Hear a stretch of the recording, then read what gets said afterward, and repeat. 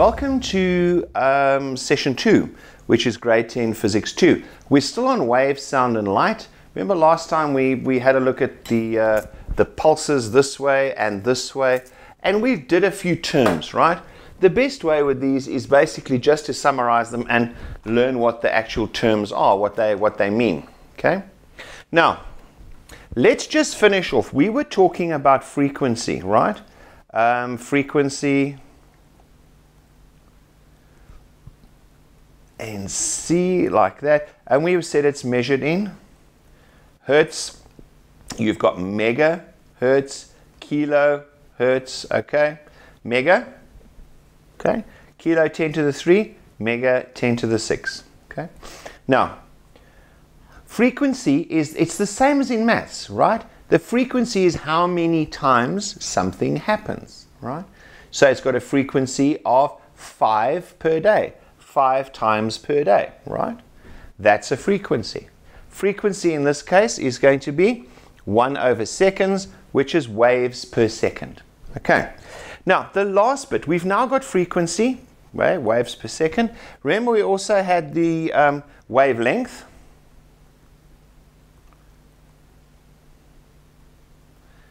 Okay, was lambda, and we generally measure this in meters. Okay, we're going to get to a few numbers here in a few secs about the wavelengths that we're going to be dealing with, typical ones, but let's just say it is measured in meters. So what is the speed of a wave then? I'm also going to introduce velocity here. Okay, velocity of a wave. The speed of a wave, well, velocity, speed, remember way back in maths, is measured in meters per second, kilometers per hour. It is basically distance traveled over the time you took, isn't it? It's the distance over the time that we took to do it. So that's that. Now let's look at waves, because we see them moving, and we actually see some days those waves are coming at us very quickly. Some days they're sort of languid and they're sort of gently passing us by very slowly, right? So waves have got a speed, they've got a velocity associated with them. Well, do we have a distance? Well, let's have a look. V, distance, yes we do. Wavelength, hold on. We've got here, the wavelength is lambda, isn't it? All right. But now we need to divide by time, all right? There's our frequency. This is known as the general wave equation. Okay? Let's have a look at the measurements here, all right? What have we got? Wavelength is measured in meters. Frequency is hertz, is 1 over second. And look what we've got. We've got meters per second. So the wave equation is giving us the velocity, the speed of a wave, meters per second.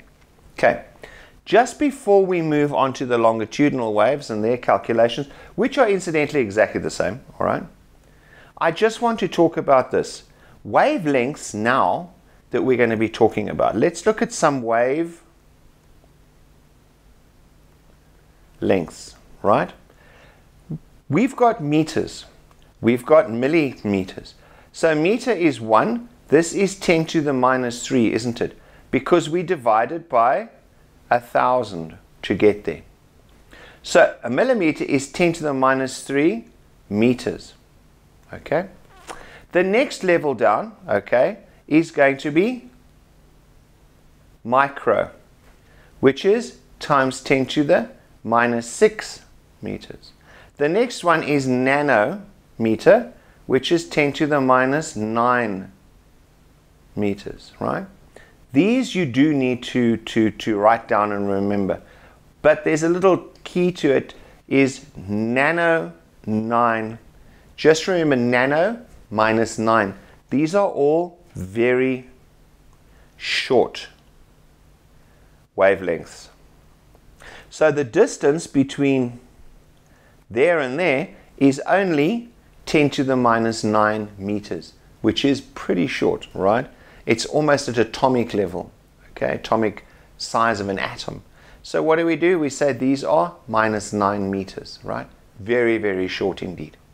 So micro, nano. These, for example, are when we're measuring different kinds of waves. We're going to be using those. Okay, that's just was an aside, but something that you need to know. Okay, a longitudinal wave, right? Let's just, for the sake of finishing it off, a longitudinal wave had a compression, rarefaction, compression, rarefaction. Okay, and remember we said that those are our red is wavelength here, right?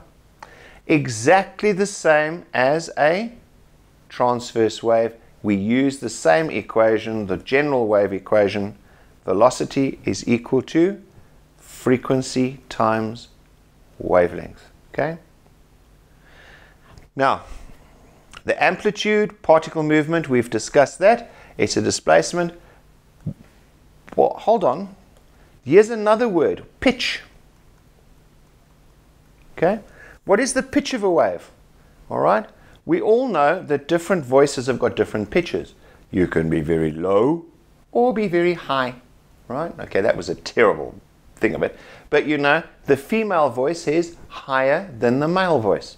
So you've got a high pitch and a low pitch. Okay? Well, what does it mean? It actually means the frequency. All right? All right? High is a female voice, even higher is a whistle. All right? And the low frequency, okay, is a male voice, right? That'll be the low frequency. Dog growl would be low. You know, that sort of low growl of a dog. Right. That's the pitch, all right? Now, let's have a look. What does it mean? It means, let's just look at two waves here. And, okay, can you see here is my lambda 1, okay? And here is my lambda 2. Lambda 2 is shorter than lambda 1, isn't it? This is a short wave, all right? This is a long wave, right? Now, let's just use this wave equation here. V is equal to lambda times frequency. V is equal to lambda times frequency. This is lambda 1, this is lambda 2. All right? Now, the velocity, this is a sound wave, let's say. The velocity of sound in air, okay, is equal to about 330 to 340 meters per second, which means it's pretty much constant. Therefore, 340 is equal to lambda 1 times f, and v, well, sorry, it's 340, come here, eraser, 340 is equal to lambda 2 times frequency, right? This is frequency of the 1, this is frequency of the 2. Right? Lambda 1 is bigger. So therefore F1, okay, is going to be less than frequency 2. All right? It's a lower frequency, the male voice and the female voice. Right? Just using the wave equation, you can see that. All right? Right? So if the frequency is high, the wavelength is short. High frequency, high F, lambda, short. They are opposite to each other. Low frequency, lambda, is longer. Okay? Low and longer. There you go. Low and longer. There it is. Okay? And you just remember low and longer, therefore high must be shorter. Okay? Right. Now, let's have a look. Oops, sorry. I don't want to do that. I want to just moved. I'd moved bit too far ahead there. All right, now we need to have a look at, there's one last thing here, all right? Let's look in air, all right? The female voice, a female voice has got a frequency of between 165 hertz and 255 hertz. The male voice is between 80 and 180.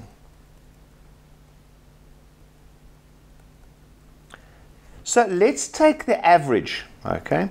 Let's take the average frequency here of a female voice. It comes to 210 hertz. You just add those and divide by 2, okay? What is the average frequency there? Add them and divide by 2. I get 130 hertz, okay? So that's the frequency of a female voice and a male voice. Let's now do a calculation, shall we? All right? And take the speed of sound in air as 340 meters per second. All right? Therefore, for the female, velocity is equal to frequency times wavelength. Velocity is 340 because the velocity is the same for the man and the woman. The sound wave travels through the air. By the way, it's a longitudinal wave, okay? I've drawn it like that, but it's actually a longitudinal wave that does that, okay?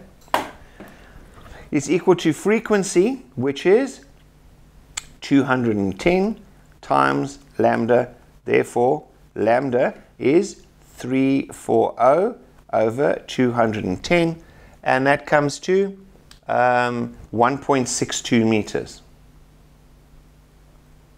All right? Let's look at the male voice. Okay? Velocity is equal to frequency times lambda again. 340 is equal to, now we've got 130 times lambda. Therefore, lambda is 340 over 130, which is going to be equal to 2.62 meters. Okay? So you can see it's longer, shorter. Okay? Right. Now, let's have a look at the loudness. You see, these are all terms that we've just got to go through before we can start getting involved. Same as chemistry. We're going to go through a lot of words, developing a vocabulary. What do we mean by this? What do we mean by that? So what is loudness? Loudness. How loud? How loud? The difference between a whisper and a shout. A shout is loud and a whisper is soft, all right? Loudness, how loud something is measured in something called decibels, okay? Decibels, and it's abbreviated dB, like that, all right? So now, just to get a feeling for it, speech. Normal speech, like probably what I'm doing now, is going to be, I always do that, 65 decibels, okay?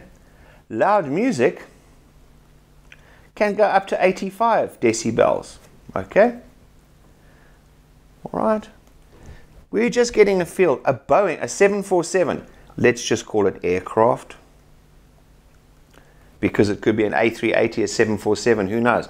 But an aircraft is round about 140 decibels, okay? This will damage the ears, the hearing, permanent. 85 decibels is what's called the threshold. At this point here, 85 and above, we start to damage the hearing of a human being, all right? Now, for example, let's just look at something. What is this? You've heard of this thing, went past the sound barrier. Okay, Pretty cool, okay? Makes a huge bang, right? What actually is happening over here? Well, what is happening here is quite simple. What we're doing is that we are pushing as the velocity, okay, of the aeroplane increases, right? It is pushing the sound waves ahead of it. So it is compressing the sound waves, okay? You can go onto the internet and have a look. There's such a cool pic of, I don't know if it's an F-16 or an F-14, one of those US fighter jets going through the sound barrier. And you can see this donut-shaped sort of puffs as it's going through the sound barrier. What is happening is it is exceeding the speed of sound.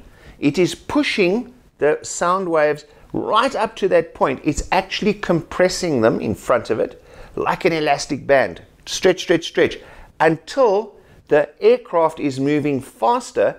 Then that energy that it's pushed there just gets released. And you get what is called the sonic boom. Okay? The sonic boom. Essentially, all that is it's a shock wave. It's a shock, oops, that's my spelling. Shock wave, all right, is the sonic boom. It is the energy release. Energy is released. That energy goes, and it goes as a shock wave. A bomb. There was a brilliant scene in Iron Man, I think the first one, right, where his missiles went off behind, and you saw the explosion, and the next thing, everybody got blasted by the shock wave coming forward. Same thing. That's the shock wave, the sonic boom, all right? As an aircraft travels faster than the speed, it is in essence a pressure wave. It is a pressure wave, okay? So, now remember, this time we're just talking about these things, okay? Now, let's have a look at for example, velocity in medium. I actually think it's media, okay? Media. That always happens to me, doesn't it? Velocity in different media. What is the velocity in air of sound? Well, we said it was 340 meters per second. Water is 1450 meters per second. Stone is 5,400 meters per second. Hang on, steel is 6,000 meters per second. What does it mean? It means the velocity of a sound wave in air is 340 meters per second. It's almost a kilometer. Let's just do a quick calc just for the thingy. This is almost 1 kilometer, isn't it? Okay, every 3 seconds. 1 kilometer per 3 seconds. If I multiply, that's virtually a kilometer, right? That is why, if you know the old story, if you see the lightning and you start counting, right? The lightning is the light wave, then you hit by the shock wave, right? The thunder it's a shock wave, it's a pressure wave. So if you count the time between the flash, okay, not the TV program, the flash, okay, and the bang is when the pressure wave hits us. You count the time, okay? Let us say you get 9 seconds. Divide that by 3. That tells us that the lightning is 3 kilometers away, which means you'd better be inside and out of the way, okay? Because that is close. That is very close. If you're misfortunate enough and the flash and the bang are one thing, pretty much you just got hit. Or else you probably didn't get hit, it'll change your hairstyle. What actually happens is that the building that you are in probably got hit, or a tree very nearby, because we can't tell that the split-second difference between the two. But yes, you take the time between the flash and the bang and divide it by 3.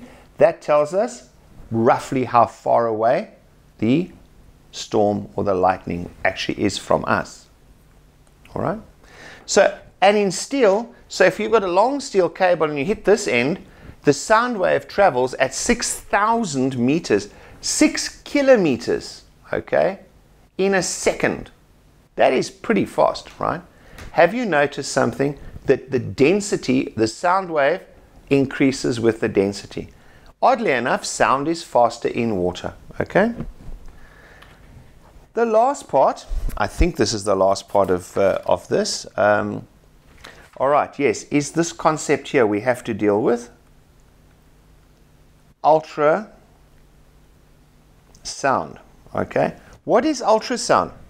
The human ear can hear from 20 hertz, which is a whisper, right up to 20,000 hertz, okay? Which is 20 kilohertz. Very low, very high, okay? Okay, now, what are we saying, okay? Now, above this frequency here, humans, we cannot hear it, but animals can.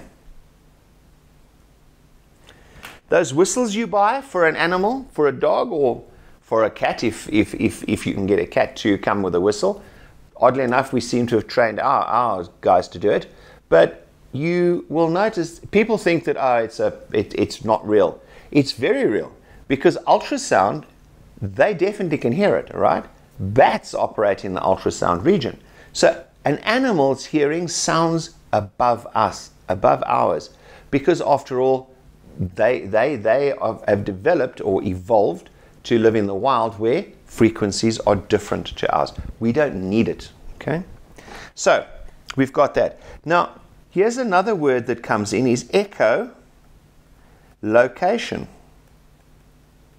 All right? What does it mean? It means, how does a bat find its way around, okay? You've heard the thing, blind as a bat. How does a bat find its way around? It uses echolocation. It looks something like this. Let me just see if I can draw it. You'll find I'm not an artist. I don't even pretend to. I still draw stickmen, okay? So let's have a look here and say, right, here's my bat, okay? Here's my bat over here, okay? And he's flying this way, and his wings are there, right? Okay, what does he do? He sends out a little beep signal, okay? A little squeak, actually. A little squeak signal, right? That goes out. If there's a moth over here, that thing hits the moth and bounces back. So the bat now says, aha, he can work out where it came from. It bounced back from there to him. He turns and he knows how far away it is, right? Obviously the moth is moving as well. The bat hones in on the moth, right? And if you've seen some of these on National Geographic, they are amazing creatures, how they can hunt in the darkness. And when they come out of their caves, not at total darkness, okay? I mean, they do come out at sunset. And they're amazing, the way they can hunt and things like that at night. I don't know if a bat actually has vision. I would imagine it has limited vision, but this is how they do it. Echolocation. They send out sound waves and it comes back. That's the same as a dolphin does the same. Okay? It's the same as sonar. You've heard in the movies, you know, in the submarines and things, they switch on the sonar and they ping. Okay? What does that mean? The ping they send out is a echolocation. They send out a ping and that goes out and comes back. And on their radar, they can see, okay, in total blindness, I guess, because there's no eyes looking forward. It's purely relying on the echolocation. The echo, the bounce back, location, place. So you work out where the bounce back occurred. Okay? So, yep, you can see the icebergs, you can see whatever ahead of you. Yeah, a lot of trust involved in that if you think about it. So what is ultrasound used for? Well, we all have heard of ultrasound. When you go, you very often in medicine, right? Okay, you've got, look what I just wrote there. Medicine, crikey. Right, what do we do in medicine? We use ultrasound because ultrasound is, first of all, it's not as dangerous as X-rays are, right? X-rays, you can only have so many X-rays per year, okay? Even the dental X-rays. So you're limited to the number of exposures to that radiation. An X-ray is a radiation, short wavelength, but highly dangerous, right? The next thing is that there's a less invasive, is an ultrasound. The ultrasound uses sound waves to penetrate and then it bounces back. Usually it's used to view the fetus, okay, in the womb. So what they will do is they've got this, they put on the skin, they put a jelly normally, and then they run over the area with the ultrasound. And what it's doing is it's sending the things down over here. They don't hold it in one spot, they move it around. Why are they moving it? Because as they're moving it, remember the bat was listening there, and these waves are coming back all the time. This is picking up different bounce back times. So as it there, and oh, it bounced back, and there. So it's telling me this is close, that's far. So it can build up a three-dimensional picture of what is actually happening inside there. You get a three-dimensional picture of the fetus, okay, an image, and they use an algorithm, a program that will build up. Essentially, it's building up topography, like a terrain. It's showing us here's a high point, low point. That's what it's doing. Also, it travels through bone and through sinew and through different densities at different rates. So you're building up pictures all the time, right? When they're going to do it, they'll set the machine, and they can set it for its accuracy. They'll set it to show the picture that they're looking for. Okay, that is ultrasound that is used in medicine purposes. Okay, it's used to measure blood flow, and it's used to measure the thickness of the vein walls and various other bits and pieces.